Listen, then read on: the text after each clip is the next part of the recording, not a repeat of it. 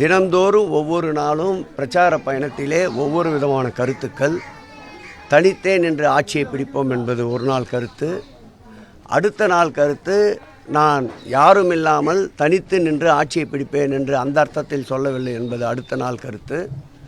பாரதிய ஜனதாவிலே அமித்ஷா அவர்கள் எடுக்கின்ற முடிவுதான் இந்த கூட்டணியுடைய முடிவு என்று அவர்களுடைய கருத்து.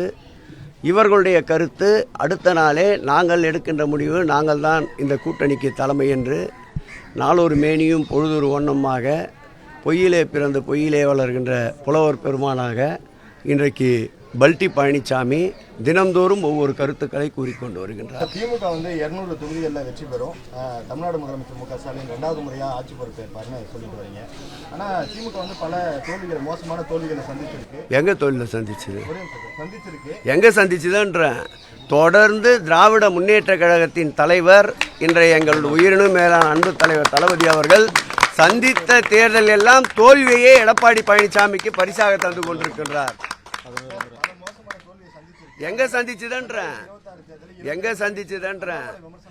சந்திச்சுதுன்ற அண்ணாமலைக்கு தான் தோல்வியை திராவிட முன்னேற்ற கழகம் பரிசாக தந்து கொண்டிருக்கின்றது.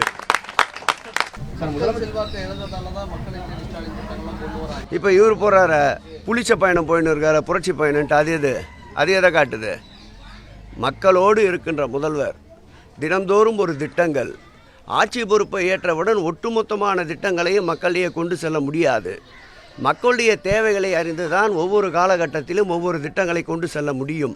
மக்களுடைய தேவைகளை இன்றைக்கு அறிந்ததால்தான் இன்றைக்கு தினந்தோறும் 10,000க்கும் மேற்பட்ட 13 துறைகளை சார்ந்த 43 சேவைகளை கொண்ட உங்களுடன் எங்கள் முதல்வர் என்ற தலைப்பிலே பயணத்தை மேற்கொண்டிருக்கின்றார்கள். நேற்றைக்கு கூட திருவிக நகர் பகுதியிலே அன்பிற்கினிய மாநகராட்சியுடைய மேயர் அவருடைய வார்டை சார்ந்த அந்த பகுதியிலே சட்டப்பேரவை உறுப்பினர் தாயம் கவி பகுதிசார் தமிழர்கள் கலந்து கொண்ட நிகழ்ச்சி நடைபெற்றது. கிட்டத்தட்ட 2400 மனுக்கள் பெறப்பட்டிருக்கின்றன. அந்த இடத்திலேயே 500க்கும் மேற்பட்ட மனுக்களுக்கு தீர்வு காணப்பட்டிருக்கின்றன. இப்படி தீர்வை நோக்கி செல்லுகின்ற முதல்வர் மாண்புமிகு தமிழக முதல்வர் அவர்கள் தீர்வில்லாத பயணத்தை தொடங்கி கொண்டிருப்பவர் எடப்பாடி பழனிசாமி.